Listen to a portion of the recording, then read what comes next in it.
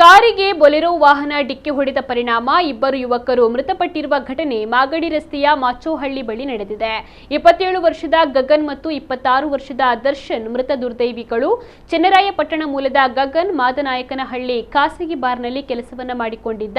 ದರ್ಶನ್ ಕೂಡ ಕೋಳಿ ಸಪ್ಲೈ ಮಾಡುವ ವಾಹನದ ಡ್ರೈವರ್ ಆಗಿ ಕೆಲಸವನ್ನ ಮಾಡಿಕೊಂಡಿದ್ದ. ಎಲೆಕ್ಟ್ರಾನಿಕ್ ಸಿಟಿ ಬಳಿ ಸ್ನೇಹಿತರ ರೂಮಿಗೆಂದು ಮೂವರು ಕಾರಿನಲ್ಲಿ ತೆರಳುತ್ತಿದ್ದ ವೇಳೆ ಎದುರಿನಿಂದ ಬಂದ ಬೊಲೆರೋ ಡಿಕ್ಕಿ ಹೊಡೆದು ಅಪಘಾತ ಸಂಭವಿಸಿದೆ. ಡಿಕ್ಕಿಯ ರಭಸಕ್ಕೆ ಸ್ಥಳದಲ್ಲೇ ಇಬ್ಬರು ಸಾವನ್ನಪ್ಪಿದ್ದಾರೆ. ಮತ್ತೋರ್ವ ಯುವಕ ಹಿಂದೆ ಕುಳಿತಿದ್ದರಿಂದ ಸಾವಿನಿಂದ ಪಾರಾಗಿದ್ದಾನೆ.